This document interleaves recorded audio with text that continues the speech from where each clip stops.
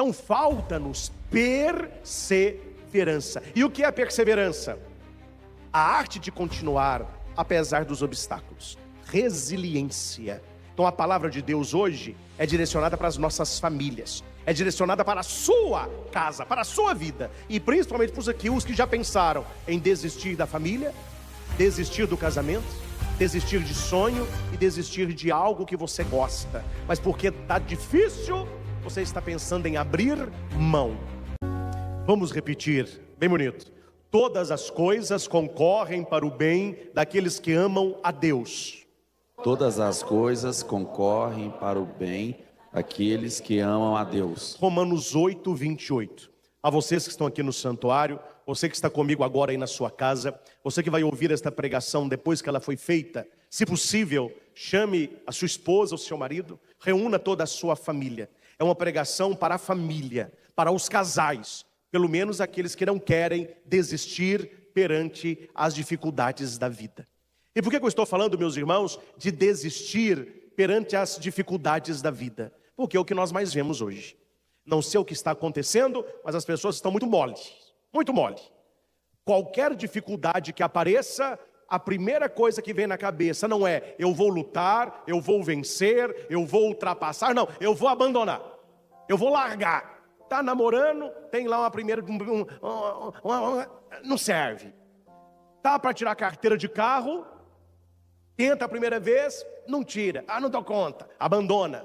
Entra para uma aula de inglês, tô achando difícil, nem o tio Bill eu estou dando conta, saiu, largou. Está casado, começou a brigar, acho que é melhor a gente separar. Está num trabalho, não está gostando de um colega, eu vou sair. As pessoas elas vão desistindo,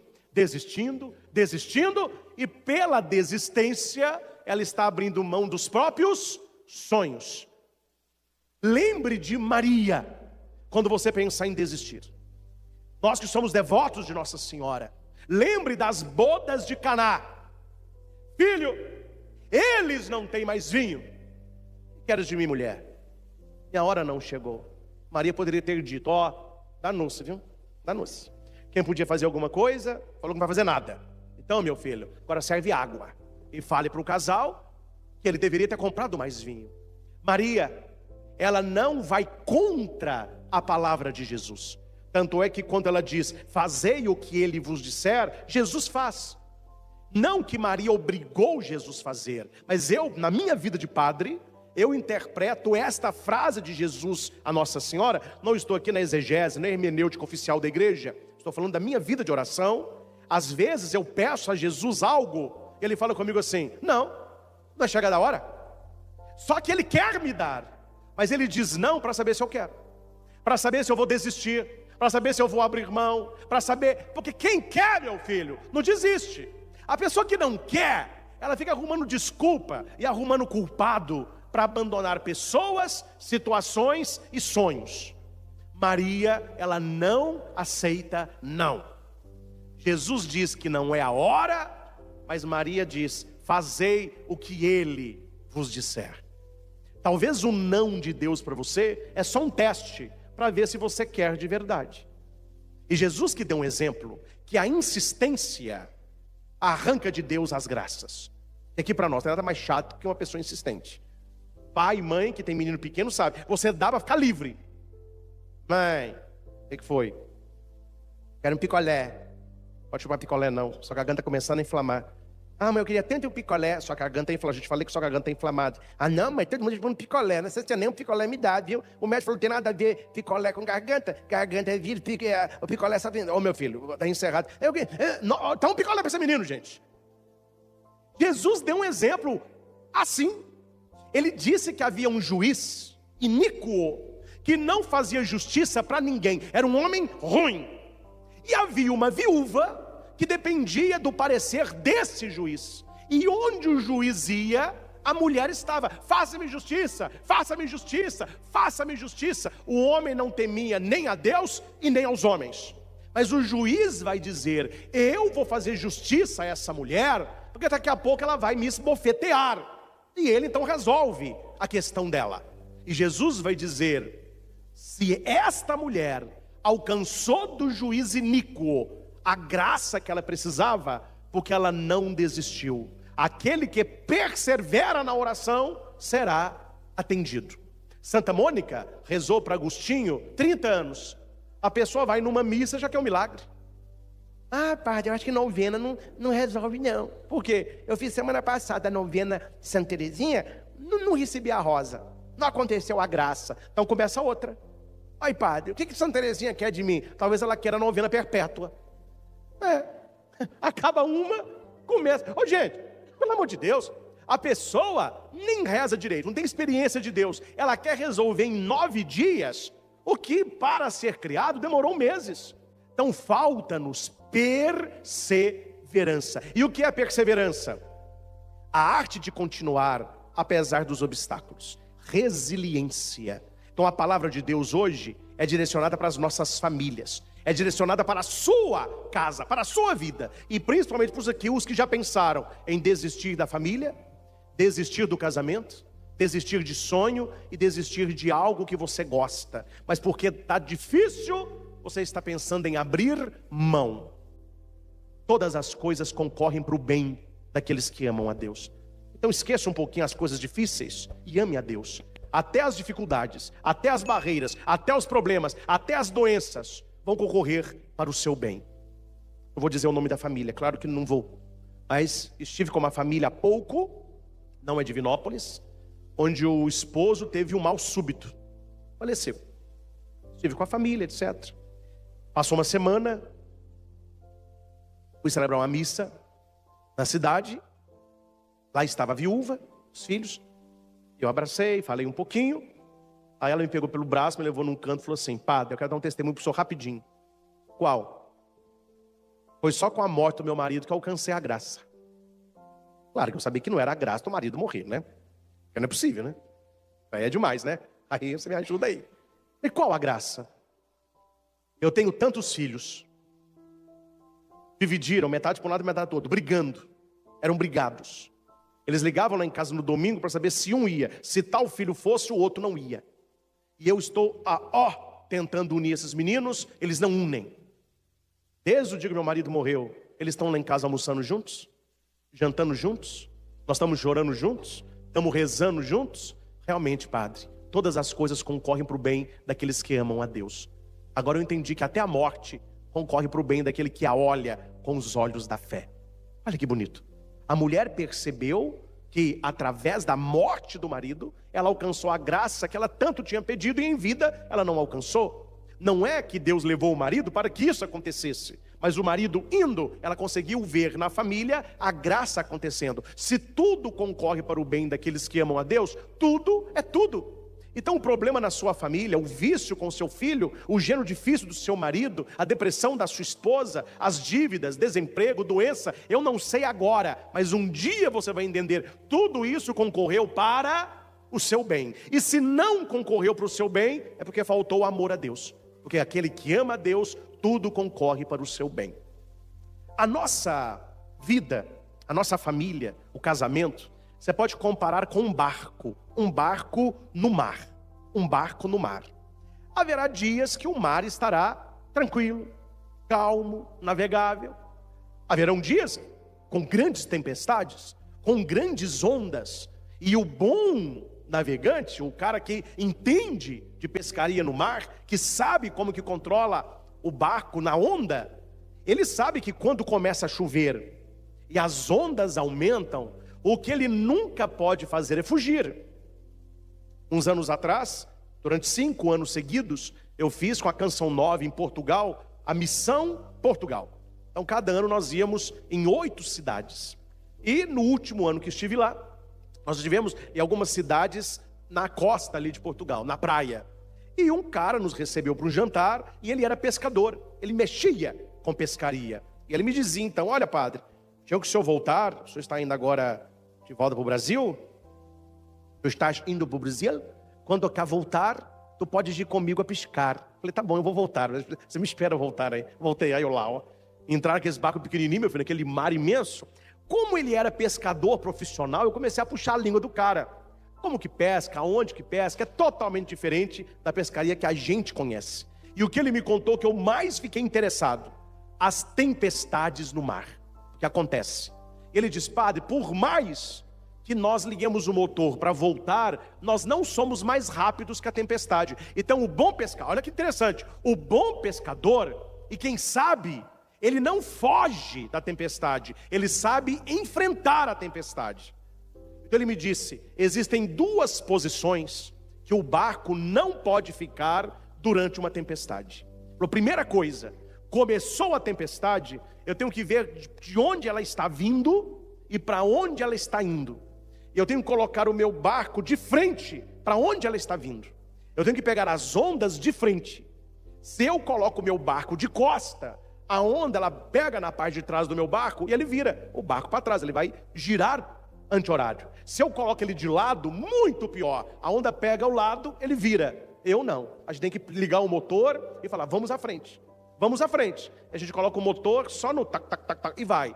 A hora que está vindo a onda, você acelera, acelera. Quanto mais a onda levanta, mais você acelera. Você vai cortar a onda e você cai de bico. Eu estou no mar há mais de 30 anos, tempestade nunca afundou nem barco meu, nem dos meus amigos. Afundou vários, que fugiram ou estiveram de lado. Gente, eu aprendi uma coisa fantástica, para a minha vida, para a sua vida, para a nossa vida. As tempestades estão vindo em frente, de frente. Não fuja dos problemas da vida. Não fuja das intempéries do seu casamento, e muito menos da sua família, senão você vai afundar. Ditado que vocês sabem: se ficar o bicho, se correr, não, como que é? Se ficar ou se correr primeiro? Se correr? Se correr o bicho, se ficar o bicho, se você enfrentar o bicho some.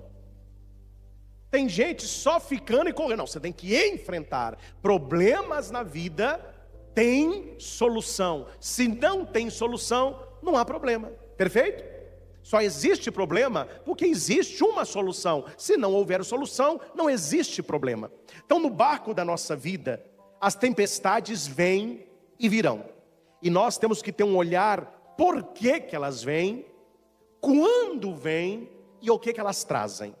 Primeiro texto que eu quero trabalhar com você, eu vou apenas ler, você pode anotar aí no seu caderninho, Jonas 1, 4 a 7. Jonas foi chamado por Deus para ir para Nínive, uma grande cidade. Era para ele pregar lá que a cidade ia ser destruída se o povo não se convertesse. Só que Nínive era uma cidade muito grande, e Jonas teve medo, e ele fugiu de Deus. Se Nínive é para aqui, ele foi para o outro lado, ele foi para Tarsis, era uma outra cidade. No meio da travessia veio um temporal, mais um temporal, e no barco haviam várias pessoas de várias crenças, cada um tinha um Deus. Aí o capitão disse assim: olha, cada um reze para o seu Deus, porque a coisa está feia. Aí cada um começou a rezar para o seu Deus. Ele olhou e não viu Jonas. A hora que ele desce, Jonas está dormindo numa rede. O mundo acabando e Jonas dormindo. Naquela hora o capitão matou a charada na hora. Todos estão rezando. Se ele não está rezando, é porque é ele que está fugindo de Deus. Aí ele falou: você vai me acusar? Agora você vai me acusar que o problema nesse navio sou eu. Falou: então vamos fazer o seguinte, para não falar que eu estou acusando ninguém, nós vamos tirar a sorte na vareta.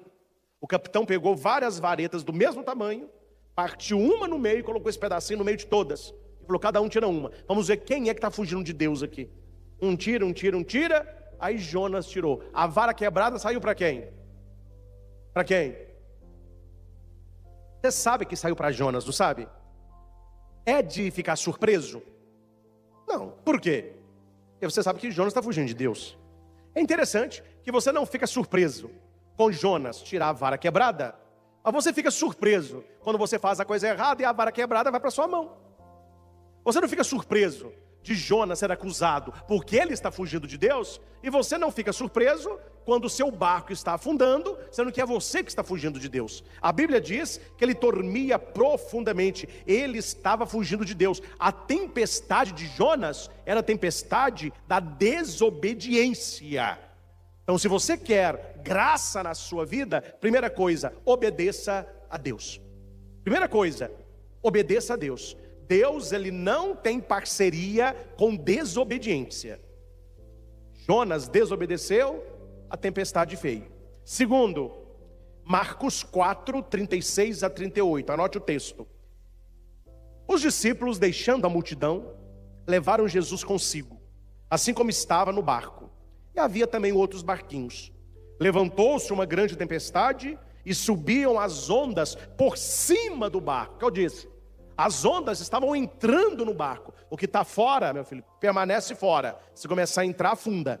As ondas começaram a entrar. Quais são as ondas que estão entrando no barco da sua casa, no barco da sua família? Se você não coloca esta água para fora, já já você não sabe o que é barco, o que é onda. Afundou. A onda começou a entrar para dentro do barco, de maneira que enchia. Jesus estava dormindo na popa, sob uma almofada. Eles o acordaram. Mestre, não te importa que pereçamos? Vamos ver quem está prestando atenção. Por que que a tempestade veio no barco de Jonas? Ele estava fugindo de Deus, desobediência. Por que que a tempestade veio no barco dos discípulos? Quem que dormiu? Jesus.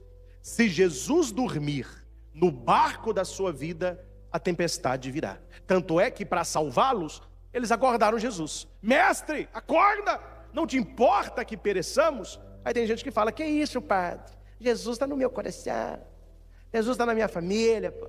Jesus está no barquinho da minha vida. Não duvido que ele esteja. Só que ele está dormindo. Olhando a tempestade que dá a sua vida.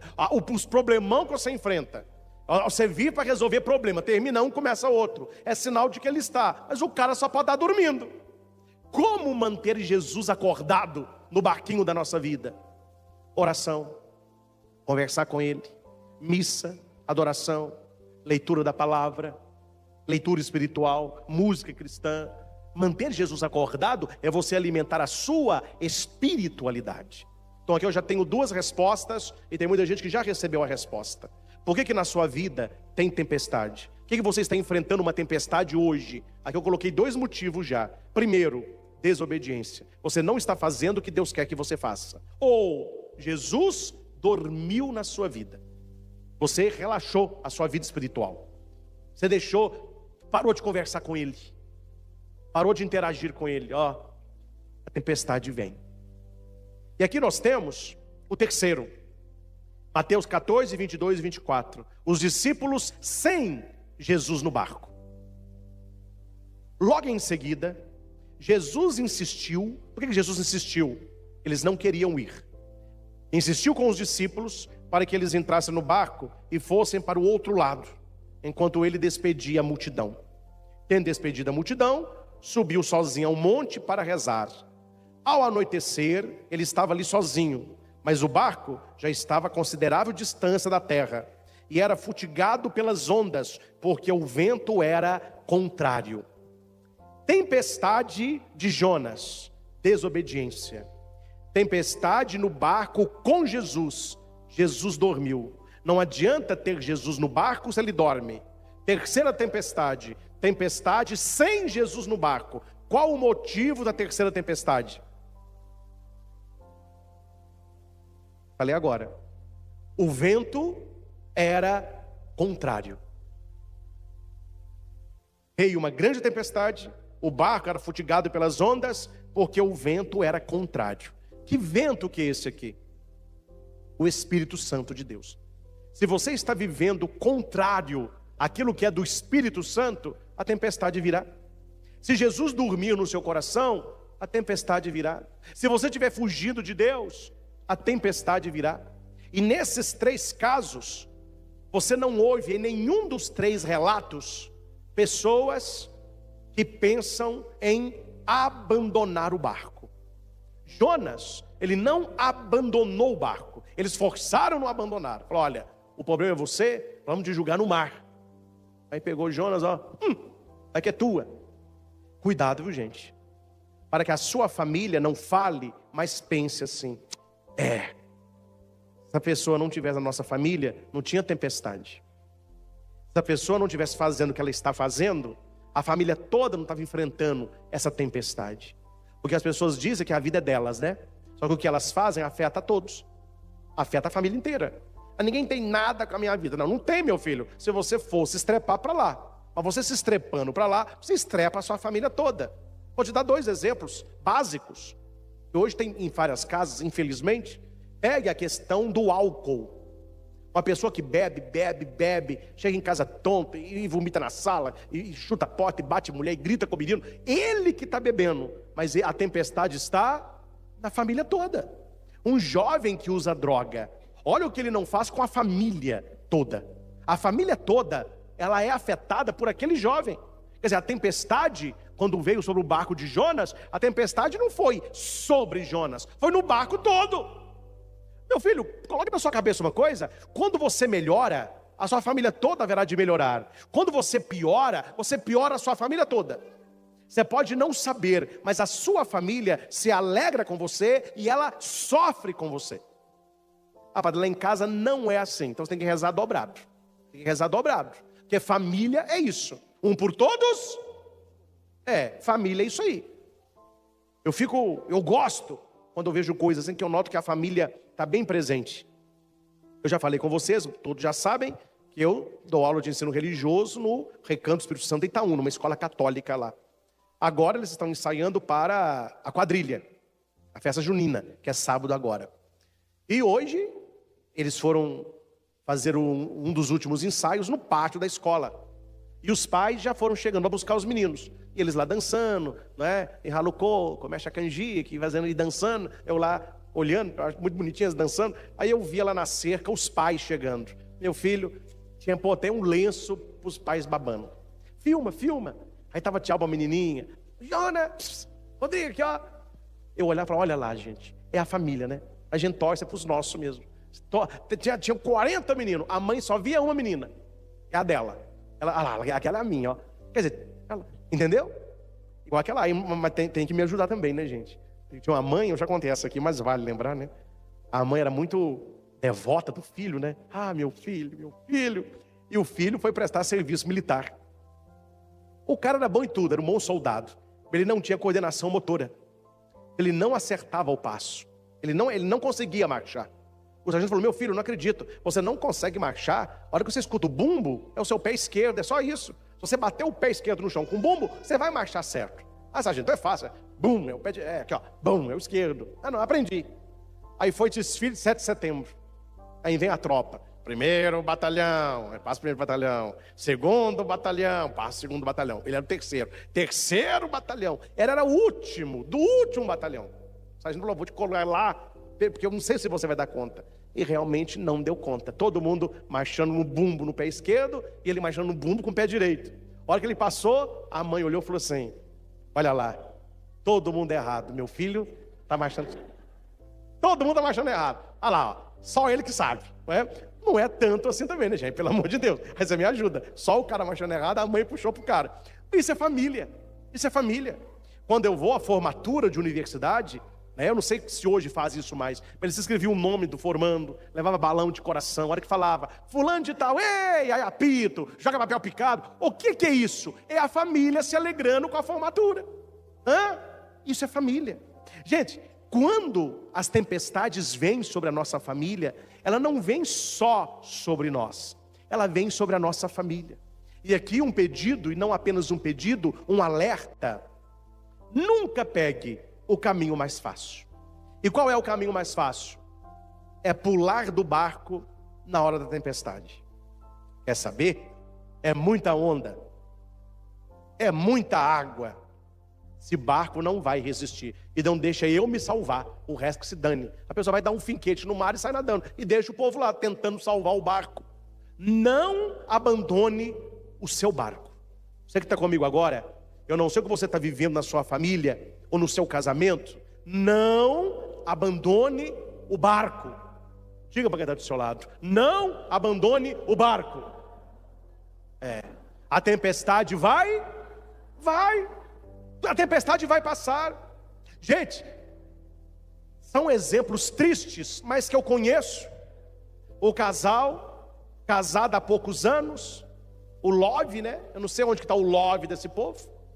Aí a mulher aparece com câncer, Ela, na primeira quimioterapia, ela chega em casa, o marido aproveitou que ela foi para quimio, pegou a roupa toda e deixou um bilhete. É muito para mim amor, eu não dou conta. Esse amor aí foi dose, né? É muito amor, eu não dou conta.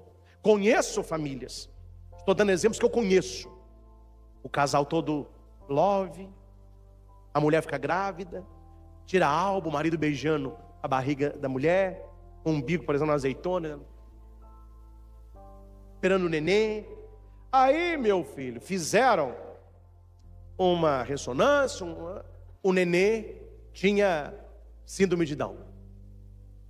Antes do neném nascer, o marido, foi para casa da mãe e falou: filhas, eu te amo demais, mas eu não dou conta. Gente, pular do barco é muito fácil. Abandonar na hora que a pessoa mais precisa é muito fácil. E as pessoas têm pulado do barco. Casou, enquanto estava novinho, era beijinho, e saía, e não sei o quê. Aí a mulher foi ficando um pouco mais, porque geralmente o marido, geralmente, não sempre, mas geralmente o marido é um pouco mais velho que a mulher. Tem mulher mais velha que o marido, mas a maioria, o marido é um pouco mais velho que a mulher. Aí os velhos safados, porque tem muito velho safado, porque cabelo branco nunca foi sinal de santidade. Tem muito velho de cabelo branco, é safado, não é o Wesley não, mas é um safadão. A mulher começa a perder o vigor, a pele não é tão esticada, o seio já não era como no casamento, e o velho está achando que está podendo.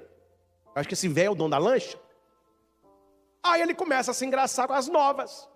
E aquela mulher que entregou para ele a juventude, que criou os meninos, que foi do lar, que não trabalhou na velhice, ao invés de ser cuidada por ele, ela é descartada. Mulheres que passam uma vida muito difícil, porque não trabalharam para criar a família, e agora a família criada, o marido não quer mais, e ela não tem fonte de renda. Aí você vê acontecendo, uma mãe cuida de quatro não cuida de uma. Quer dizer, o que o velho fez? Literalmente pulou da lancha, né? Na hora de cuidar, cuidado, gente. As pessoas estão abandonando família e casamento na hora da crise. É nesta hora, e precisamente nesta hora, que as pessoas mais precisam de você. Mais precisam de você. E quantas pessoas hoje sofrem de solidão, porque alguma coisa na família aconteceu, e os folgados, a primeira coisa que eles fizeram foi pegar o colete salva-vida, salve-se quem puder, e já pulou. Então é muito filho pulando do barco da casa dos pais. Ai, padre, vai morar lá a vida toda? Não. Ficar no barco da família até tá demais também. Mas eu estou vendo aí adolescente cheirando a leite. Eu não sei que geração que é essa, nunca vi um povo tão chato. Menina com 12 anos, eu quero morar sozinha. Eu falei, na minha época, com 12 anos, se eu falasse com a minha mãe que eu ia morar sozinho, a única coisa que ia ficar sozinho no quarto de castigo era eu sem o dente da frente. Até morando sozinho, eu vou te ensinar a morar. Hoje está com 12 anos, igual a piriguete. Eu quero morar sozinha. O que ela está querendo? Levar a vida igual o diabo gosta e já não está levando. Eu quero pular do barco. Esse barco aqui eu não aguento, horário, regra, família. Não quero ficar nesse barco. Não quero ficar nesse barco. O marido só está, vamos, gente. A mulher começa a chamar a atenção, você está bebendo demais, está fedendo a álcool, não sei o quê, está vomitando na cama, você não toma banho, urinou no colchão essa noite. Hoje tem mulher que passa uma vida que eu vou te contar. Misericórdia. Vocês não atendem de confissão. Tem umas que eu olho e fico pensando, o que eu vou falar? Então tem umas que não tem o que falar. E eu aprendi o que a gente fala quando não tem o que falar. Vocês também falam isso, não ri não que vocês falam. Eu olho para a pessoa e faço assim, e respondo assim, complicado. Não tem nada para falar, é só complicado. Eu só consigo falar isso. É complicado. Gente, imagina você morar com um homem, só dando um exemplo aqui. Você com 2 meninos pequenos ainda, 8, 5 anos, o cara só bebendo, chega em casa, não toma banho, de madrugada urina no colchão, passa mal, vomita no seu cabelo. Eu atendi mulheres assim. Gente, é o fim da picada. Aí eu falo, olha, porque a gente ajuda quem quer ajudar, a gente ora para quem está a bênção. Porque nesse caso, não é você que vai pular do barco, você vai pedir para o marido pular do barco, porque é ele que está afundando a família. Tem hora, gente, desculpe aqui a franqueza, que você tem que chegar para a pessoa e falar: olha, do jeito que você está fazendo, a maneira como você está vivendo, você está afundando a nossa família. Então nós vamos ter que fazer com você como a gente fez, como eles fizeram com Jonas. O problema aqui é você não quer mudar. Todos querem te ajudar, você não quer. Todas as mãos estão estendidas para você não quer. Então, meu filho, você vai ficar igual o Jonas, você vai ter que sair desse barco, senão você vai afundar a família inteira. Então há momentos que a pessoa tem que acordar para a vida, porque ninguém vai encontrar na rua o apoio que ela encontra em casa. Eu vejo esses aborrecentes, jovens mais folgados, eles acham que na rua eles vão encontrar alguém que tolere o que mãe e pai tolera. Nunca, jamais. Patrão não tolera, amigo não tolera, namorada não tolera, colega não tolera. A pessoa ficando sozinha, ou seja, ela vai pulando de barco em barco, e todo barco, aqui não. É a briga, né? Não é com você, não é com você, não é com você. Briga pela pessoa, é com você, com você. Ninguém quer. E essa pessoa, me desculpe a franqueza, é o vítima. É o vítima. Ele não assume o que ele faz, não. Ninguém gosta de mim. A vida para mim é mais difícil. Nada dá certo. Mas não dá, né, meu filho? Não dá. Fugindo de Deus, não obedece. Jesus, eu acho que ele está morto no seu barco, porque não tem sinal nenhum de vida, de fé nisso aí. A onda está chegando, você leva uma vida totalmente contrária aos ventos do Espírito Santo. Esse barco vai afundar, não há o que fazer. Vocês já assistiram Titanic? Não falando de Titanic, não pode nem falar de Titanic, hein? Eu fico angustiado só para saber que aquele povo está lá embaixo preso. Misericórdia. Uma cápsula minúscula. Vamos rezar, porque o ar acaba amanhã de manhã. As coisas não me pegam, viu? Eu não entro nisso nem que me pague. Misericórdia. O negócio não tem GPS. Não tem volante. O pessoal coordena para um negócio de joystick. Não tem, não abre por dentro, só abre por fora. Ele é fechado por fora.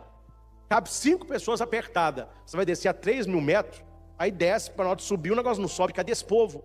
Nossa, eu estava morto. Só de pensar eu fico sem ar. Misericórdia, mas vamos rezar, né? O pessoal consegue encontrar. Mas vocês já assistiram o Titanic, não já? Sim ou não? Quem não assistiu, assista, gente. É um clássico aí. Me ajuda aí. Há um momento no filme crítico. Qual que é o momento mais crítico do filme? Quando ele bate no iceberg. E quem construiu o Titanic, olhando assim aquela planta do Titanic, ele pergunta: quantos compartimentos estão cheios? Aí eles falaram: tantos. Aí o comandante falou assim: e aí, o que nós podemos fazer? Essa hora é triste. Ele fala assim: nada, o Titanic vai afundar. Vocês lembram dessa parte? Aí o pessoal ali agora falou: vamos começar a descer quem der para salvar, porque ele vai afundar. Gente, chega numa hora na sua casa, na sua família, se você não vigiar, se você não orar, se você não clamar um milagre de Deus, se você não mudar de vida, se você não obedecer a Deus, se você não acordar Jesus Cristo, se você não tiver uma vida rumo ao Espírito, vai chegar numa hora que a sua mulher vai chegar para você, meu chapa, e vai dizer assim: olha, amor, não dá não, viu? Nosso navio vai afundar. Aí o marido pergunta: amor, me fala, o que eu posso fazer? Agora mais nada. Quando pôde fazer, você não fez. Vai afundar. Veio a separação. Não tem o que fazer mais. Tem caso que não tem o que fazer mais. Então é preciso acordar enquanto é tempo. Orar pelas nossas famílias. Ser uma pessoa melhor no seu relacionamento, no seu casamento. E aqui uma dica entre tantas. Vou dar apenas 2 dicas. A primeira eu já falei muito aqui, a oração. Acorde Jesus no barco da sua família. Acorde Jesus no barco do seu casamento. E segundo, gente, o que está faltando muito, diálogo, conversa. As pessoas não dialogam mais. As pessoas não conversam mais. Marido e mulher, namorado e namorada, parece que tem uma bola de cristal. Aí a pessoa fica com bico. Eu não sei se bico é uma mensagem. Eu não sei onde esse povo tirou bico. Homem de 40 anos, mulher de 30 anos, fazendo bico com menino. Aconteceu alguma coisa, amor? Não. Uma semana de bico. Aí o marido também, que é pirracento, fala: não quer conversar comigo não? Melhor para mim, mais tempo para a Netflix. E a mulher com raiva de um lado, o marido indiferente do outro, e eles não veem que isso é a água entrando no barco. A água entrando no barco. É o marido que não tem apoio da mulher, tem marido difícil, mas tem mulher chata, mulher que não cala a boca 1 minuto, repete a mesma coisa 500 vezes, implica com o marido. O marido falou: para aguentar essa aí, meu filho, é só na canjibrina, viu? Para aguentar essa aí, é só no mé. Aí tinha um homem lá tomando um mé, Eu não sei se era uma indireta para o marido, para a esposa. Ele comprou um licor, olha o nome do licor. El Diablo, o diabo. Existe, viu? Ele tomando El Diablo, aí de uma hora que ele disse assim, ó: eu te amo. É a mulher da cozinha implicante: quem que está falando? Você ou a bebida? Ele falou: eu para a bebida. Você está fora. Ou seja, a mulher não está vendo, o marido só, ó, o que é a bebida do cara? A água entrando no barco. Filhos que não conversam com o pai e com a mãe, não tem um bença pai, bença mãe, cheguei, estou saindo. Não, aquele silêncio. Chega, bate porta, entra no quarto, sai, ninguém sabe de onde veio, nem para onde vai. Eu chamo esses filhos de filhos ruá. Não é assim que Jesus falou? O vento, todo mundo, ninguém vê, todo mundo ouve o ruído. Ninguém sabe de onde veio, nem para onde vai. Tem filho que é o filho ruá. Você só ouve o ruído, não sabe de onde veio, nem para onde vai. Essa indiferença, o que é isso? Água entrando no barco. A família não reza. É série para série, série para série. Aí a água está entrando e ninguém está tirando, né? A água está entrando, ninguém está tirando. Deus está pedindo para obedecer, ninguém está obedecendo. Jesus dormiu, ninguém quer acordar. O vento é o contrário, ninguém toma consciência, até que a coisa começa a afundar. Aí quando a coisa começa a afundar, ai meu Deus, aí pode ser tarde como o Titanic. Não há o que fazer, ele vai afundar. Meus irmãos, o que nós podemos aprender com esses 3 exemplos, para a gente rezar e cantar um pouquinho? Repita comigo: Cristo não apenas acalma. Cristo não apenas acalma os mares físicos. Os males físicos. Mas Ele quer acalmar. Mas Ele quer acalmar os mares dentro de nós. Males dentro de nós. Sabe aquele mar revolto, aquela tempestade? Ela não é fora de nós, ela é dentro de nós. Talvez na sua família, olha que interessante, a tempestade seja você. Talvez quem está afundando o barco da sua família é você. É o seu vício, é o seu temperamento, é a sua falta de paciência, a sua grosseria, a sua indiferença, a sua brutalidade, a sua arrogância. É isso que está afundando o barco. Então Jesus, ele acalma não apenas o mar externo, mas o mar interno.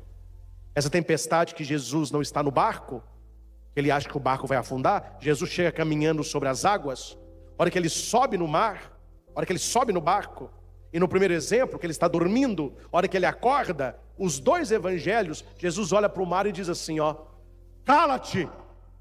O mar, ó.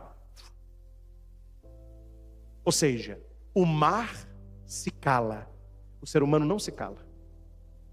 E é o pai falando na cabeça do menino a mesma coisa 500 vezes, e a mulher reclamando, e o marido falando, e filho gritando, e gato miando, e cachorro latindo, e calopsita voando, uma confusão. Ninguém cala. O que é o cala? Deixa eu escutar primeiro, para eu falar depois. A gente não escuta o outro, você quer falar com o outro, não, escuta o outro. Pai, mas meu menino não fala nada. Não, é porque ele está gritando. Ele está gritando. Só que ele não está gritando aqui, ó.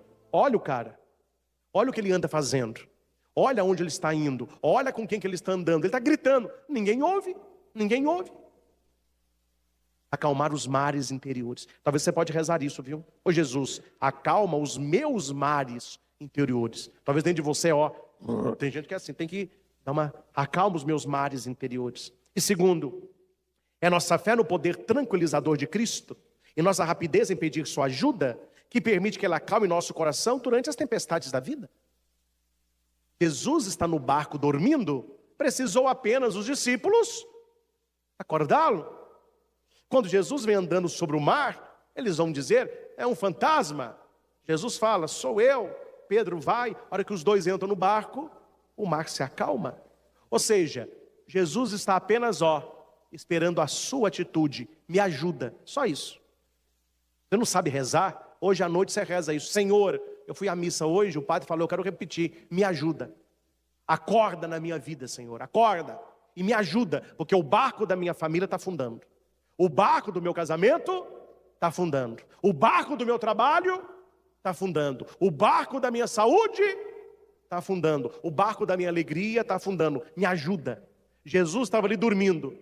Foi só os discípulos chamarem que ele acorda e ele acalma o mar. Só que aqui ele vai chamar a atenção, né? Depois que ela acalma o mar, ele vai dizer para os discípulos: por que duvidastes, homens fracos na fé? Precisamos ter fé, porque tudo concorre para o bem daqueles que amam a Deus. E acima de tudo que eu falei esta noite, meus caros, para a sua família, para o seu casamento, para a sua saúde física, mental, emocional, para o seu trabalho, para a sua faculdade, o conselho para todos nós é um só: na hora da tempestade, não pule do barco. Há pessoas no barco que precisam de você. Não abandone a sua família, não abandone o seu casamento, não abandone os seus filhos, não abandone os seus pais idosos. Os pais criaram a criança a vida toda. A hora que eles estão velhinhos, que mais precisam, os filhos pulam no barco, vão para outro barco. Claro, o barco da vida deles, lá está a mulher dele, os filhos, mas podemos viajar do lado, cuidando do barco dos pais. Amigos que você tem há anos, hoje se troca de amizade como se troca de meia. Não estou entendendo isso. Ninguém é amigo de ninguém. A maioria das pessoas tem amigos novos. Onde estão os seus amigos antigos? Eu não tenho amigos antigos. Eles passam, eles vão. Ou seja, você está pulando o barco. Você está sempre procurando um barco novo. Não. Frequente barcos novos, mantendo contigo os barcos mais antigos. Aqui está escrito na leitura. Eu vejo aqui, gente. Claro, não tem como falar tudo, porque eu fico rezando, as coisas vêm na minha cabeça. Mas olha Marcos 4:36. Os discípulos, deixando a multidão, levaram Jesus consigo, assim como estava, no barco. E havia outros barquinhos com eles. Amém? A gente não viaja sozinho, não. Você não está num barquinho isolado. Ao seu lado tem outros barquinhos. Quem são esses outros barquinhos? Seus amigos, as pessoas com quem você convive, as pessoas que você gosta. De vez em quando você vai no barquinho do outro, fazer uma visita, ver um filme, passear. Aí depois você volta para o seu barquinho. Sua família está lá te esperando. Aí você está num barquinho, você olha para o outro barquinho, você vê uma pessoa legal, vai dar uma piscadinha, faz assim. Aí a pessoa gostou de você, de vez em quando vai no barquinho dela, ela vem no seu barquinho, até um dia que os dois falam assim: a gente não quer ficar separado dos barquinhos, mas não. A gente quer um barquinho nosso. Ah, você quer um barquinho? Então você quer navegar comigo? Quer casar comigo? Eu quero. Aí o dia do casamento, aí chega um barquinho novo. Aí os dois estão lá. Mas do lado dos dois tem outros barcos, né? O barco dos pais, o barco dos irmãos. Tá vendo? Só vai crescendo os barcos. Interessante. Quando a tempestade vem, ela nem sempre vem só na sua casa. Não pense que é só a sua família que tem problema, viu? Não pense que é só a sua família que tem gente doente. Não pense que é só você que enfrenta problema no casamento. Não pense que é só você que enfrenta filho bebendo, filho com uma vida desregrada. Se você olha para os barquinhos do lado, está todo mundo enfrentando problemas parecidos. Mas o que não pode é você pular do barco. É você abandonar a sua família. É você deixar as pessoas à deriva. Você de casa e quem está aqui, feche os seus olhos um instante. Pense agora no barquinho da sua família, no barquinho do seu casamento, do seu namoro, o barquinho da sua vida. Se você olha no seu barco, tem coisas que só você tem. Tem coisas que só você faz. O nosso barquinho é a nossa vida. Cada um tem o seu sonho, as coisas que gosta de fazer, a maneira como você se relaciona. Isso é muito importante. Mas olhando no seu barquinho, certamente ali tem outras pessoas, seus pais, seus irmãos, seus filhos, seu marido, sua esposa. Quem tem melhores amigos, você pode visitá-los também no barquinho deles, mas sempre voltando para o seu. Senhor, eu quero aprender a lidar com as tempestades da vida. No momento do sofrimento, parece que só eu estou sofrendo. Parece que só a minha família passa por necessidade. Mas esta noite, Eu tomo posse da tua palavra que diz em Romanos 8:28, todas as coisas concorrem para o bem daqueles que amam a Deus. Mesmo no meio da tempestade, eu quero amar a Deus. Mesmo com o mar revolto, eu quero amar a Deus. Mesmo com problemas na minha família, no casamento, problemas de saúde, problemas no trabalho, problemas com dinheiro, eu quero amar a Deus. Porque a tempestade vai passar e eu não vou abandonar o meu barco. Eu não vou abandonar as pessoas que Deus me confiou, mas pela oração eu verei o milagre no barquinho da minha família. Eu não quero, Senhor, que nenhum parente ou amigo tenha que deixar o barco porque não quer mudar de vida. Eu te peço, Jesus, que amoleça esses corações, que dê a esta pessoa uma visão da realidade. Tira, Senhor, esta viseira, cura, Senhor, esta cegueira espiritual, que não deixa a pessoa ver que é ela o problema da família, que é ela que está afundando o barco da família, o barco do casamento, o barco da amizade. E ela que tem que tomar atitude de mudança, atitude de ser uma pessoa melhor. Senhor, afasta do meu coração e da minha vida comportamento parecido com Jonas. É aquele que fugiu, é o fujão, é o desobediente. Dá-me o Espírito Santo, para que eu possa obedecer a tua palavra, para que eu possa viver a tua palavra. E se no barco da minha vida Jesus está dormindo, hoje eu quero acordá-lo com a minha oração, com a celebração da Santa Missa, com a leitura da palavra. Eu preciso manter Jesus acordado no barco do meu coração, porque se ele dormir, a tempestade virá. Eu vou acordar o Senhor, eu vou acordar Jesus. E dai-me a graça, Senhor, de não ter uma vida contrária ao Espírito Santo. No Evangelho de Mateus 14, aquele barco quase afundou, porque o vento era contrário. Eu não posso ter uma vida contrária ao Espírito Santo. Eu quero viver sob a direção do Espírito. Então, Senhor, afasta do meu coração toda desobediência, toda frieza espiritual que faz com que Jesus durma, toda vida contrária ao Espírito Santo. Esta noite, Senhor, eu tomo posse de tudo aquilo que o Senhor está fazendo e quer fazer na minha vida e na vida da minha família. Eu não vou abandonar o barco. Eu não vou abandonar as pessoas que Deus me confiou. Eu não vou abandonar os meus pais.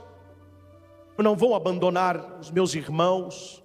Eu não vou abandonar a minha esposa, o meu marido, os meus filhos. Eu não vou abandonar os meus amigos. Porque a atitude mais fácil é a atitude dos medíocres, que é pular do barco, é salvar a própria vida, vendo o navio naufragar. Não.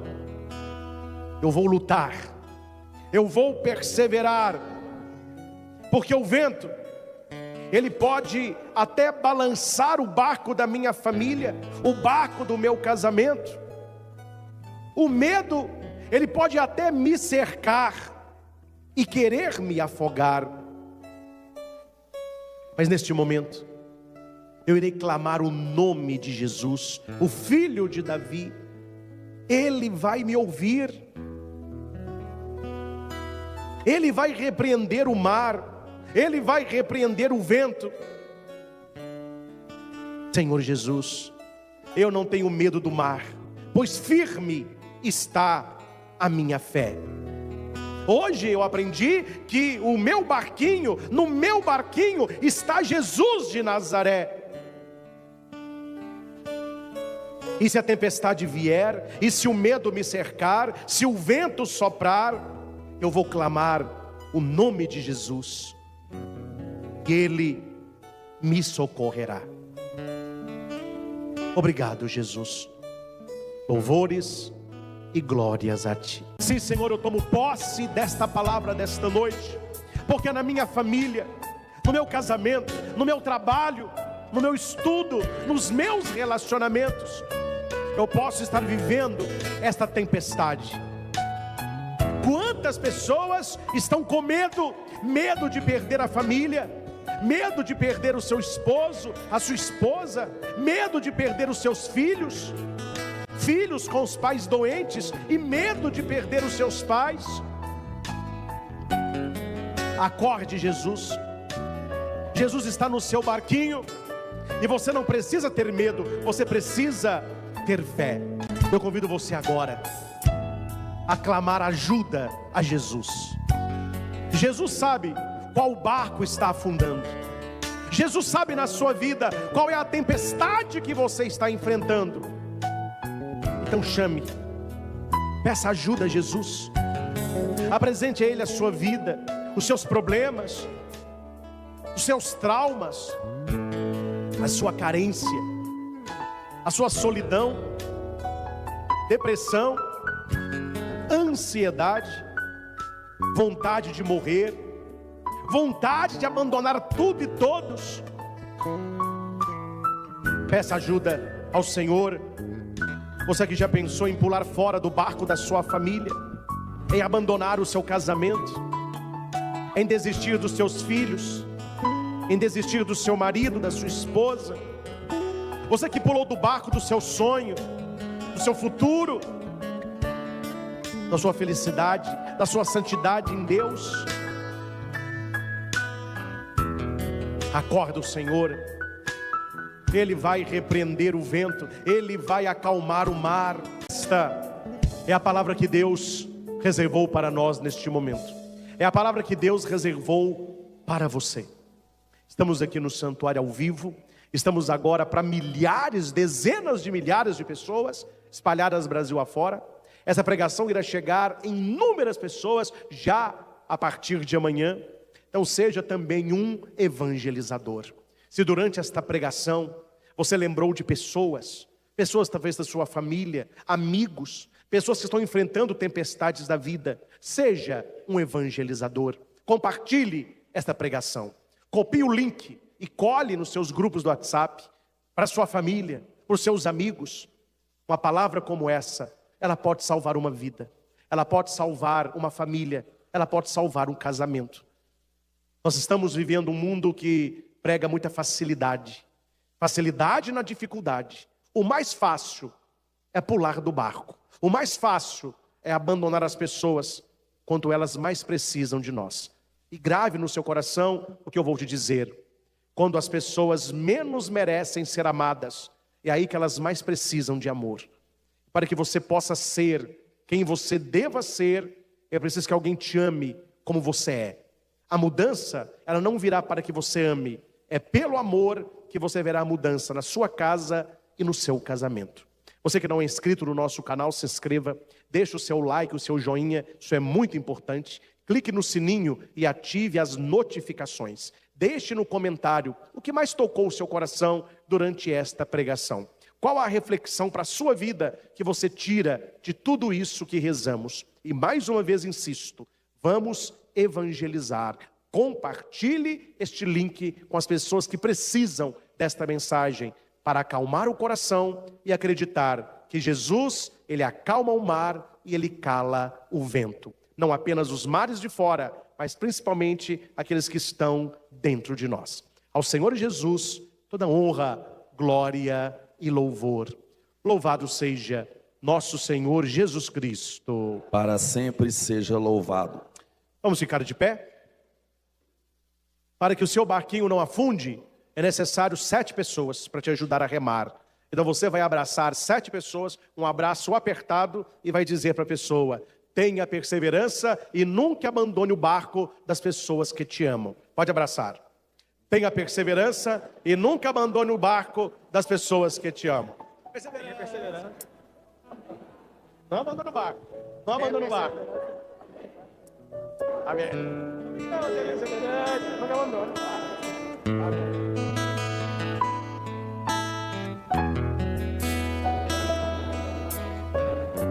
Tenha perseverança e nunca abandone o barco das pessoas que te amam. Você que tem casa, perseverança. Nunca abandone o barco das pessoas que te amam.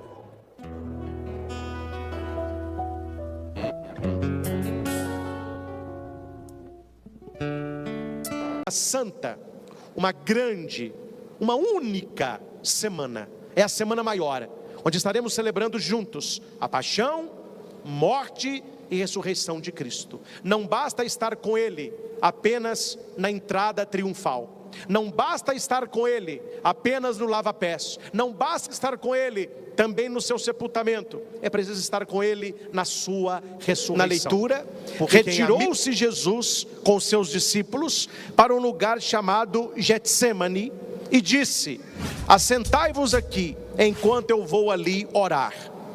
Disse-lhes então: minha alma está triste até a morte. Ficai aqui e vigiai comigo. Isso está em Mateus, no capítulo 26, do 26 e seguintes.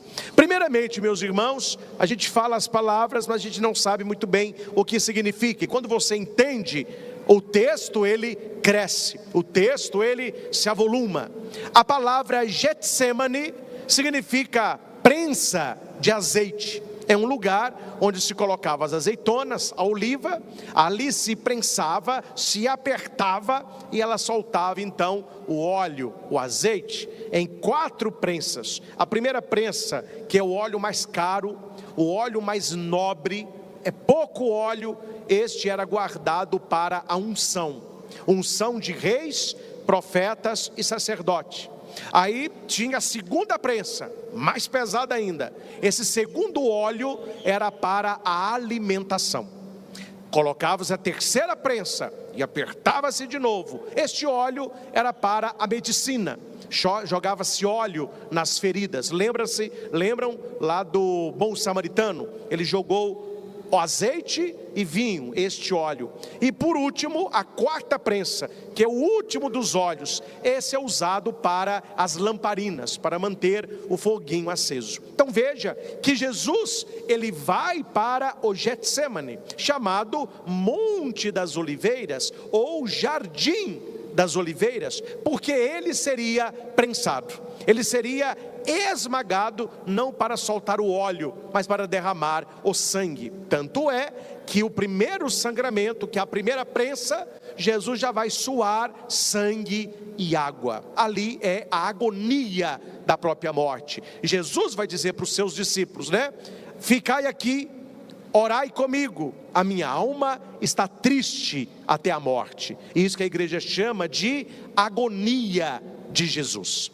Você, aprofundando este texto da paixão, no primeiro século, nós estamos anos depois, mas no primeiro século, quando os cristãos do primeiro século, os judeus do primeiro século, eles iam ler a paixão de Cristo, eles entendiam com muita clareza porque Jesus estava no Getsemane, porque era um jardim, porque era monte e porque das oliveiras. Há uma tradição antiga judaica que nos mostra, e aqui você vai tirar da cabeça aquilo que é coisa de pintor e de história, que o fruto proibido era uma maçã. A gente vê muito isso nos filmes, em quadros. Não o era.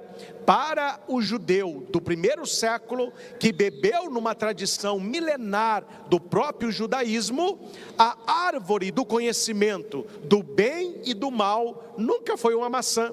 Pasmem, senhores, era um figo. O fruto proibido é no formato de figo, e o fruto do bem e do mal, a árvore da vida, era uma oliveira. Então, para que eles não comessem da oliveira, porque eles já tinham comido da figueira, eles foram então expulsos do paraíso. Se você lê e gosta de Bíblia, e você lê pelo menos os evangelhos, Mateus, Marcos, Lucas e João, você verá inúmeros textos, Jesus falando da figueira e da oliveira, falando sobre o óleo, sobre aquela figueira que não tinha figos, porque é uma tradição não cristã, mas o cristianismo, ele sai do judaísmo, e para o judeu, a árvore do bem e do mal é a figueira, e a árvore da vida é a oliveira.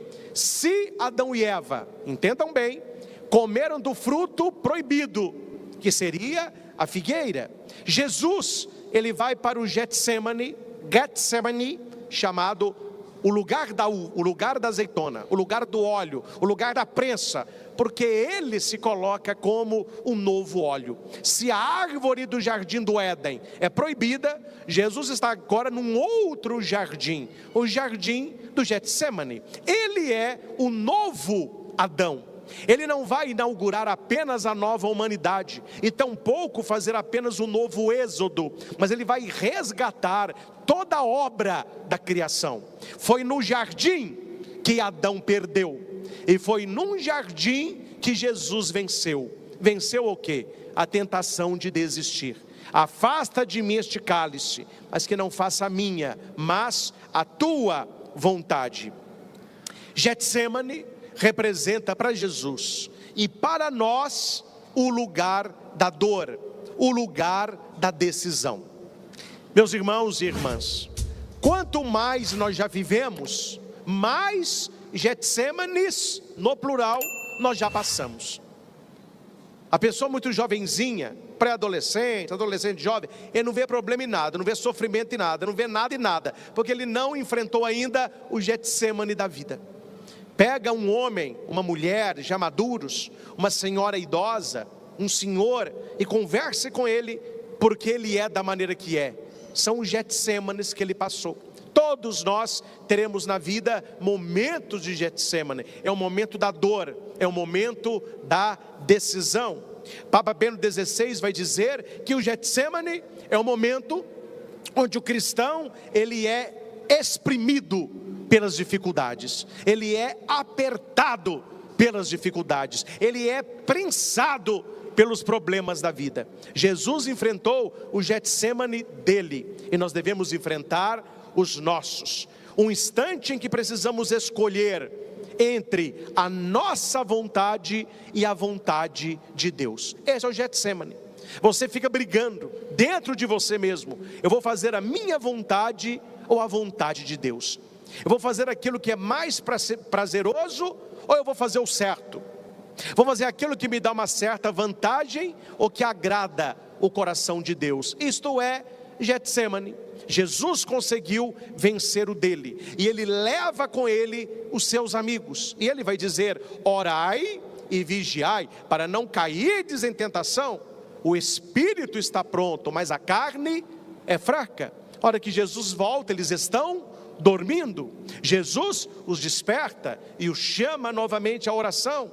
Eles dormem de novo. Aí Jesus os coloca de pé. Fala: olha, ficai de pé, é chegada a hora, o traidor se aproxima. Meus irmãos, não sejamos perdedores como a estirpe de Adão. Sejamos vitoriosos, porque somos da estirpe de Jesus Cristo. Nós não temos uma vida adâmica. As mulheres não podem ter uma vida baseada em Eva. Nós homens devemos olhar para Jesus Cristo, as mulheres para Maria Santíssima, porque eles venceram onde Adão e Eva perderam. Há uns quadros muito bonitos, mas pouco difusos, de ícones. A iconografia católica, clássica, muito bonito. E todo ícone que fala sobre a paixão de Cristo, ele traz sempre Adão e Eva. Um ícone que gosto muito é da Virgem Santíssima, onde no meio tem a árvore, de um lado a figueira, de outro a videira. Maria está de um lado toda coberta, com a mão no coração, era de vestido de véu, e ela serena, rezando. Do outro lado está Eva, nua, o cabelo de Eva desce, tampa, né, o genital. Ela está com as mãos para baixo, olhando para o chão, e ela chora. A serpente está enrolada na perna de Eva.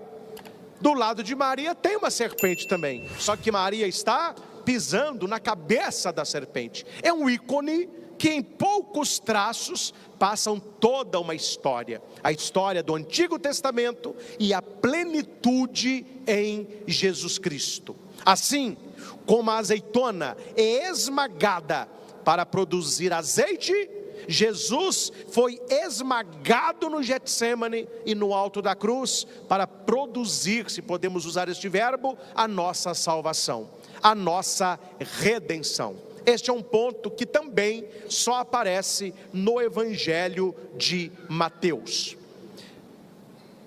Quero com vocês ir ao versículo 47, que é outro ponto importante da nossa reflexão. Permita-me ler o texto.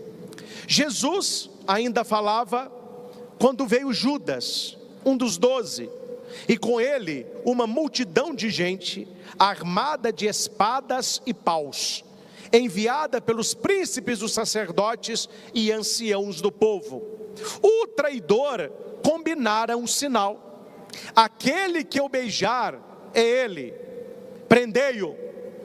Aproximou-se imediatamente de Jesus e disse: salve, mestre, e o beijou. Disse-lhe Jesus: é então para isso que viestes aqui? No Evangelho de Mateus, a pergunta de Jesus é clara e é feita não apenas para Judas, mas para todos nós quando vamos à missa, quando entramos numa igreja, quando participamos de uma adoração, olhando a maneira como nos portamos, olhando o que pedimos, o que oramos, o que fazemos, a maneira como nos portamos, o Senhor pergunta para mim e para você: é então para isso que vens aqui? É para isso que vens aqui? Judas deixou claro por que ele foi até Jesus. Você já deixou claro para Jesus por que você o procura? Por que você vai à missa? Por que você tem vida de oração? Por que você participa de adoração? É para isso que vens aqui? Em seguida, adiantaram-se eles e lançaram mãos de Jesus para prendê-lo. Mas um dos companheiros de Jesus desembanhou a espada. Esse é Pedro, né? Pedro é colérico. Desembanhou a espada e feriu um servo do sumo sacerdote, arrancando-lhe a orelha. Arrancou a orelha. Olha para você ver, Pedro andava armado, tinha uma espadinha. Arrancou a orelha. Aí Jesus disse para Pedro: embainha a tua espada, porque todo aquele que usarem da espada, pela espada morrerão. Aí Jesus pega a orelha e devolve a orelha para aquele homem, e dizem os escritos que ele se converteu naquele momento. Foi uma ação miraculosa de nosso Senhor. E Jesus continua: crês tu, falou para Pedro isso, crês tu que não posso invocar meu Pai, e ele não me enviaria imediatamente mais de 12 legiões de anjos? Para você entender a questão da legião dos anjos, você precisa entender o exército romano. Aqui é uma categoria militar. Uma legião são 6.000 soldados. Então um graduado, um estrelado do exército romano, ele comandava 6.000 homens. Isso era chamado de legião. Jesus tem ao seu dispor 12 legiões. Um anjo destruiu numa noite um exército de 30.000 homens. Um anjo.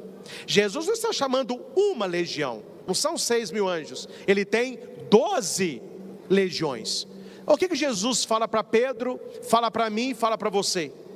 Ninguém o está prendendo, ele está se entregando.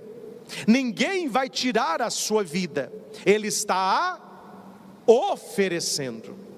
Meus irmãos, o estudo bíblico e teológico tem que nos acompanhar vida fora, para a gente não falar bobagem. Principalmente quem é pregador da palavra, quem instrui as pessoas. Eu já escutei, precisa entrar em detalhes, né? Alguém falando que o primeiro mártir foi Jesus Cristo. Onde que a pessoa tirou uma pataquada dessa? Onde que a pessoa leu que Jesus é mártir? Nunca o foi, nunca o foi. A primeira coisa que o mártir precisa ter é não querer morrer. Porque se o mártir se oferece para morrer, ele não é mártir. Ele quer preservar a sua vida, mas a sua vida é tirada por causa da sua fé em Cristo. Jesus Cristo nunca foi mártir, ele é redentor, ele é Cordeiro de Deus, ele se oferece. Ele está dizendo para Pedro aqui: olha, eu tenho 12 legiões de anjos ao meu dispor, mas eu podia pedir ao Pai, mas eu não vou pedir ao Pai, porque é para cumprir as Escrituras. Veja bem, a maneira como Jesus irá morrer é um cumprimento das Escrituras. Está no versículo 54, é Jesus falando. Mas como se cumpririam as Escrituras? Segundo as quais é preciso que seja assim.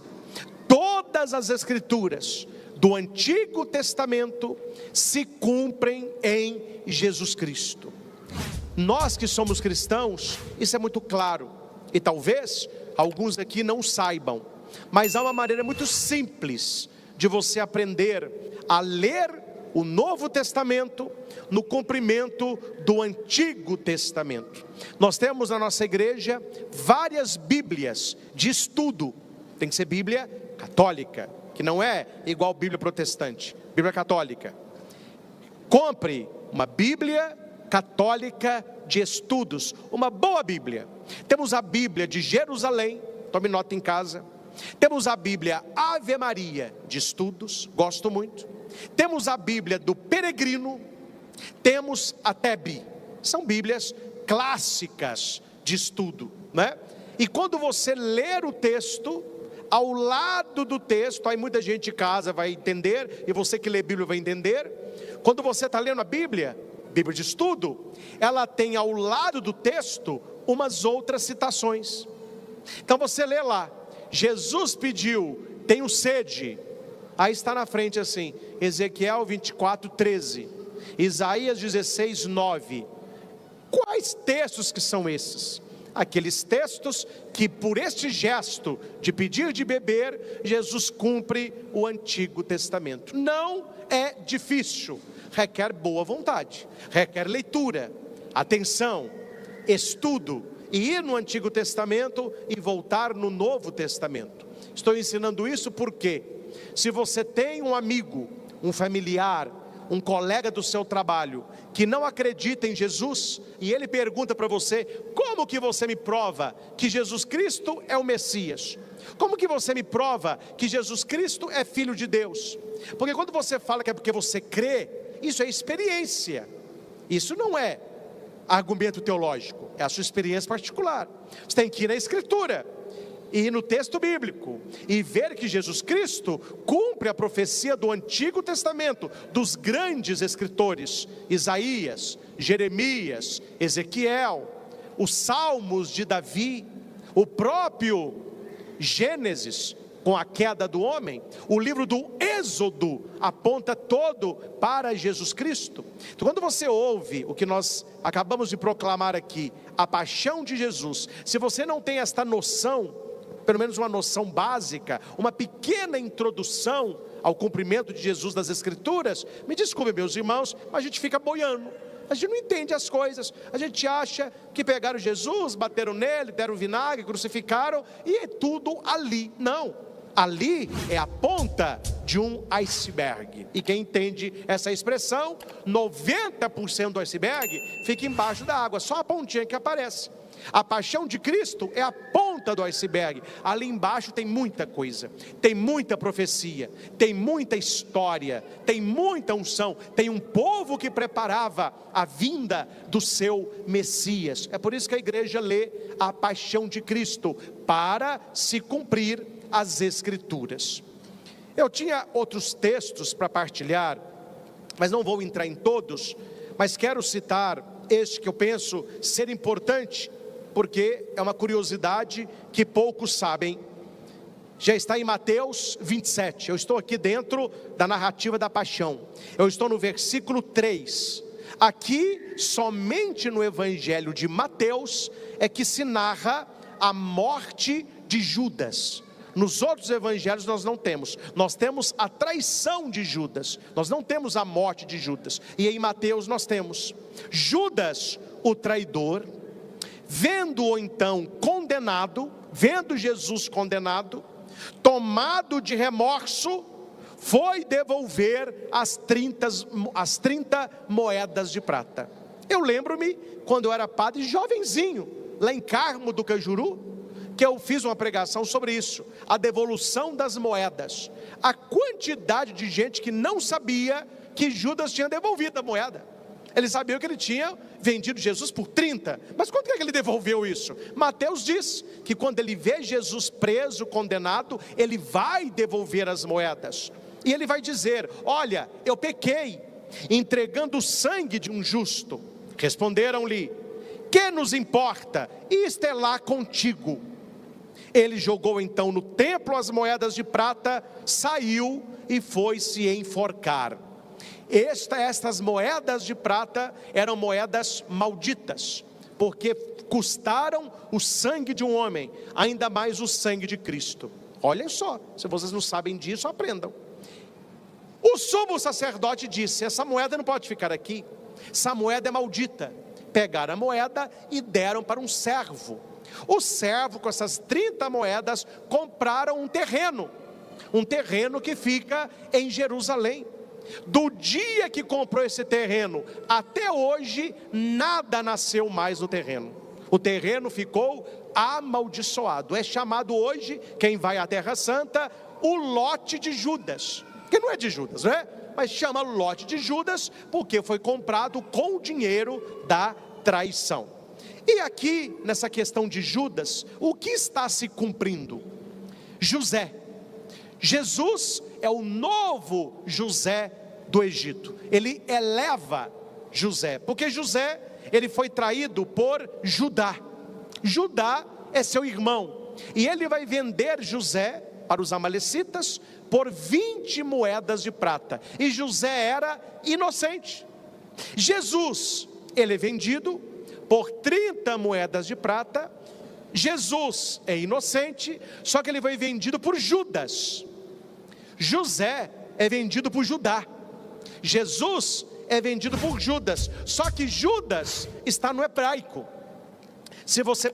Judas está no aramaico. Se você passa Judas para a língua hebraica, qual que é o nome de Judas? É Judá.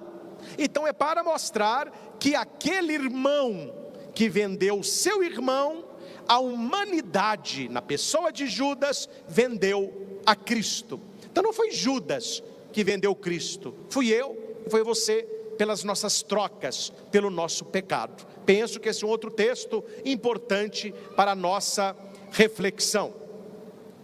Um outro texto importante é sobre Barrabás. Não podemos deixar Barrabás de fora.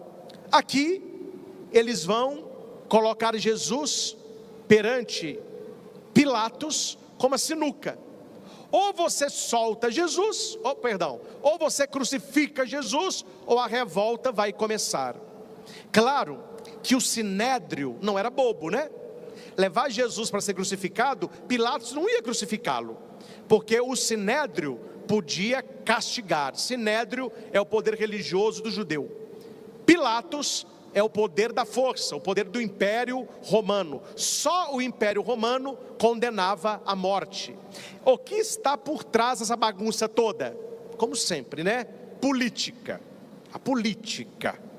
Porque Pilatos era governador da Judéia, e ninguém queria ficar na Judéia. Todo romano queria ficar onde? Onde? Exatamente, em Roma, a sede do grande e poderoso Império Romano. Então eles mandavam alguns bons generais para serem governadores, para tomar conta das províncias conquistadas. E se aquele governador mandava muito recurso para Roma, se ele mantinha a paz naquela região, ele podia subir de patente. E quando ele subisse de patente, ele voltava para onde? Para Roma. Pilatos estava a uma patente de voltar para Roma com sua mulher. Ele falava com a mulher dele: aguenta, desse ano não passa. Quando Pilatos viu, e o texto diz isso, que ia acontecer uma revolta, o que Pilatos pensou? Se acontecer uma revolta, isso vai chegar para Roma e eu não vou subir de cargo. É muito melhor que um só morra por todos. Pilatos falava da política, mas na boca de Pilatos está a revelação, porque Jesus morreu por todos. Quem é esse todos? A humanidade, não é? O texto vai dizer que a mulher de Pilatos, chamada Cláudia Prócula, sabiam disso, né? A mulher de Pilatos teve um sonho, eles falam que é uma visão, e na visão um anjo falou com Cláudia: ele é justo, ele é santo. Ela acorda assustada e manda falar com seu marido: mande falar com Pilatos, para não castigar este homem, não firas esse justo, porque esta noite eu fui atormentada em sonho por causa dele. Este texto só encontra no Evangelho de Mateus. E Pilatos amava a sua esposa, mas ele temia uma rebelião. É por isso, meus irmãos, que Pilatos teve uma ideia. Vou explicar isso hoje. Vocês nunca perguntam, vocês são curiosos? Vocês perguntam? Vocês são curiosos? Porque mais importante que a resposta são as perguntas, viu? Eu sempre tive uma dúvida: por que pegaram o tal de Barrabás e não pegaram outro? Porque estava assim de preso lá, não era um só não. Por que foi pegar logo o Barrabá? Porque Pilatos disse: busque Barrabás. Não! Pilatos disse ao general dele: busque o pior que vocês têm aí, porque pelo pior eles vão liberar a Cristo. Porque eu sei, olha o que Pilatos vai dizer: eu sei que eles entregaram a Jesus por inveja. Diga para quem está do seu lado assim: cuidado com a inveja e com os invejosos. Foi a inveja que matou Cristo, viu? Pilatos está no texto. Pilatos sabia que tinham entregue Jesus por inveja, então ele pede o pior. Quem era o pior? Barrabá. Quem sabe aí o nome completo de Barrabás? Não sabem? Ainda bem que vocês estão sentados, né? O nome de Barrabás em português é Yeshua Barrabá.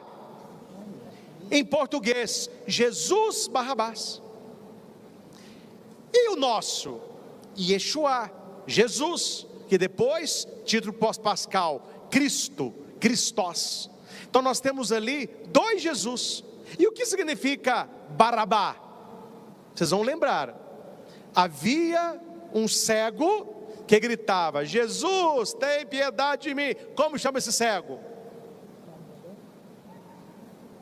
Acertou. Bartimeu. Bar é filho. Abá. O que é Abá? Que Jesus ensina no Pai Nosso. É pai, paizinho. O que significa Barrabás? Filho do Pai. Então nós temos ali um Jesus falso e um Jesus verdadeiro. O filho do Pai no pecado e o filho do Pai de verdade. Então nós temos dois Jesus, porque Jesus é o filho do Pai de verdade, que no batismo de Jesus nós ouvimos, o Pai disse: este é o meu filho amado. Ele é filho de Deus, ele é filho do Pai, Barrabá. Só que nós temos o assaltante lá, o violento, o pior de todos, Yeshua Barrabá. Então note como que você aprendendo isso, o texto ele explode, o texto ele cresce. Fala: gente, mas como que eu não sabia disso até hoje? Então por isso que o texto é tão gritante para o judeu do primeiro século, porque ali estão dois Yeshua e dois Barrabá. Eles vão escolher quem? O errado. Infelizmente, o ser humano nem sempre escolhe o Jesus certo. Nem sempre o ser humano escolhe aquele que é inocente. É por isso que a multidão escolhe o filho do Pai errado. e mandam o inocente para a cruz. E aqui nós temos uma oração que não era oração, era uma crítica, um cinismo, mas aquele livro bonito, não sei se os senhores têm, Jesus de Nazaré, do Papa Bento XVI. Quem gosta de leitura, quem gosta de estudo, é um livro para você comprar, para você ler. Chama Jesus de Nazaré, Papa Bento XVI. Ele vai narrar os principais acontecimentos da vida de Nosso Senhor. E lendo esse texto essa semana, eu gosto muito de ler os escritos do Papa nessa época de Quaresma. Ele vai dizer que na crítica está uma verdade eterna. Quando Pilatos, ele pede a bacia para lavar a mão, falando: olha, eu não tenho culpa, eu não vejo culpa nenhuma neste homem, e isto é com vocês, sou inocente do sangue dele. Que a multidão grita: cai sobre nós o seu sangue e sobre nossos filhos, e dão uma risada. Quer dizer, é para matar mesmo, é para derramar o sangue mesmo. Só que o Papa Bento XVI, grande teólogo, vai dizer que no domingo da misericórdia, é isso que a igreja continua clamando: que o seu sangue, Senhor, caia sobre nós, que o seu sangue, Senhor, caia sobre os nossos filhos, um sangue redentor. O sangue de Jesus, ele salva, o sangue de Jesus, ele redime. Então é outro ponto importante. E por último, meus irmãos, tinha mais, viu? Não vou ficar só nesse aqui, tanta coisa bonita para falar. Por último, eu quero apenas falar, que é uma curiosidade que muitos não sabem, o local que Jesus morreu. É o Monte Calvário, que é chamado Caveira, Gólgota. Quem já foi na Terra Santa, eu já tive essa graça uma vez, quando você sobe no Monte Calvário, e você sai do Monte Calvário e olha por trás, é um crânio perfeito, tem a boca e 2 olhos grandes, é um Monte Calvário, parece com uma caveira, por isso colocaram o nome lá de Monte Calvário. Mas tem outros estudiosos que falam: não, porque na época que Jesus foi crucificado, não tinha esses buracos aí, então não é por causa disso não, é porque na época do Império, quem era decapitado no alto desse monte, que era um monte que se matava, o Monte da Morte, o primeiro nome dele era Monte da Morte, passou depois para Calvário, aí cortava a cabeça, o Império Romano, cruel como era, entregava para a família o corpo, mas a cabeça não, a cabeça ficava lá. Por quê? Porque no final do dia, quando vinha o general, ele queria confirmar se a pessoa foi morta. Foi, as cabeças aí, ó. Então ele olhava, trabalho feito, e as cabeças ficavam jogadas lá. Então tinha muito crânio, muita cabeça, então ganhou-se o nome de Monte Calvário, pelas cabeças que lá estão. Mas existe um estudo, segundo os santos padres da igreja, no século I, que atribuíam, atenção, o Monte Calvário ao túmulo de Adão. Vem de séculos e milênios atrás, que naquela região onde Jesus foi crucificado, foi onde Adão foi sepultado. Não sabemos a veracidade histórica. O que sabemos é que Jesus é um novo Adão, ele é o fruto permitido, porque naquela árvore onde o fruto era maldito, na cruz, a nova árvore, Jesus é um novo fruto. Por isso vai dizer: bendita és tu entre as mulheres, e bendito é o fruto do vosso ventre. O fruto contrário ao Antigo Testamento. E por fim, meus irmãos, esta semana maior que iniciamos, com tanta riqueza que tem os nossos textos bíblicos, eu gosto de jogar essas coisas, talvez até umas dúvidas que vão surgindo no seu coração, para que você leia a Bíblia, para que você estude Bíblia. É claro e lógico que o padre não vai cobrar dos senhores uma formação bíblica, como nós tivemos de anos de seminário. Não é isso que o padre quer, mas que você possa entender profundamente a paixão de nosso Senhor. Acredito que se você prestou atenção, você de casa tomou algumas anotações, você entendeu que o que está acontecendo com Jesus não é à toa, não é por acaso, não é apenas traição de Judas, não é apenas vontade do Sinédrio, não é apenas omissão de Pilatos, mas é o cumprimento das Escrituras do seu Pai. Por isso, quando se diz que Barrabás é solto e Jesus fica, este filho do Pai, Yeshua, o Salvador, ele está cumprindo centenas de anos de profecia sobre o Messias. É isso que nós celebramos nesta semana maior. Estamos no primeiro dia, domingo de Ramos e da paixão do Senhor. Aquele Jesus que entra no burrinho, quem ele é? Agora você sabe responder. É o novo Moisés, é o novo Adão, é a plenitude de José do Egito, é o resgatador, é o Goel, ele é Barrabá, ele é o verdadeiro filho do Pai, ele é Yeshua, é o Deus Salvador, ele é aquele que vai terminar no alto do Gólgota, entregando a sua vida e o seu sangue pela nossa salvação. Muitos, meus irmãos, deixaram de andar com nosso Senhor, muitos se perderam nos caminhos da vida. Vamos permanecer com Ele nesta semana. É uma semana por ano. Eu já disse, e foi bom que viralizou, né? Quando eu estava lá com o Frei Gilson, que Semana Santa não é feriadão. Semana Santa é celebração. Feriadão é para pagão. Semana Santa é para cristão. Então, meus irmãos, estejamos com o Senhor nas cerimônias da Semana Santa. Fique atento a cada celebração e naquilo que vai ser ensinado, para que você cresça não apenas a cultura bíblica, mas a sua fé em Jesus Cristo.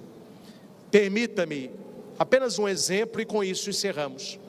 Não existe mais o quadro, mas no programa do Celso Portiolli, do SBT, tinha um programa a respeito de fã, pessoa que era admiradora, fã. Então eu acompanhei alguns, domingo à tarde, você fica vendo, você mais cochila do que assiste, né? Mas eu fiquei impressionado com um cara que foi lá, que era fã do Freddie Mercury, Queen. Meu filho, o cara acertou todas as perguntas, e não são perguntas assim, qual o nome da primeira música? Não, quando era pequeno, qual foi o nome da primeira professora? Qual era o nome do seu melhor amigo de ginasial? Quando ele entrou para a banda, que era o Queen, qual foi o vocalista que saiu? O cara acertou tudo, até o Celso elogiou, falou, olha, impressionante a sua cultura do Freddie Mercury. Ele falou assim, é porque eu amo, e se a gente ama, a gente tem que conhecer a história dele. Eu fiquei pensando, meus irmãos, se pecasse um de nós, que somos seguidores de Cristo, e se levasse nesse programa do Celso Portiolli, ele só fizesse perguntas sobre Jesus, se nós acertaríamos todas, que nós falamos, somos cristãos, somos católicos, somos de igreja, I love you, Jesus, não é assim que a coisa é? Eu amo Jesus, eu sou de igreja, mas não conhecemos aquele que seguimos. Precisamos conhecer a palavra, precisamos conhecer a história de Jesus, as pregações de Jesus, aquilo que Jesus disse, aquilo que Jesus fez, lendo os evangelhos, aprofundando nos textos semânticos, indo no Antigo Testamento, no cumprimento do Novo, prestando atenção em boas pregações, ouvindo na internet bons estudos bíblicos, tendo uma boa leitura espiritual, para que você não seja um católico bolinha de isopor. O que é isso, padre? Só fica boiando, né? Tem gente que só boia. Não, precisamos ir para a profundidade, entender as coisas profundamente, para entendermos o amor e a grandeza do sacrifício de nosso Senhor. Desejo a todos uma santa, uma grande, uma única semana. É a semana maior, onde estaremos celebrando juntos a paixão, morte e ressurreição de Cristo. Não basta estar com Ele apenas na entrada triunfal, não basta estar com Ele apenas no lava-pés, não basta estar com Ele também no seu sepultamento, é preciso estar com Ele na sua ressurreição. Porque quem é amigo de Deus nesta terra, certamente será amigo de Deus eternamente no céu. Que Nossa Senhora das Dores nos ajude, nesta Semana Santa, a entrarmos no sofrimento, na doação, no sacrifício de Cristo, para com Ele celebrarmos a ressurreição. Ao Senhor Jesus, honra, glória e louvor. Louvado seja nosso Senhor Jesus Cristo, para sempre seja louvado.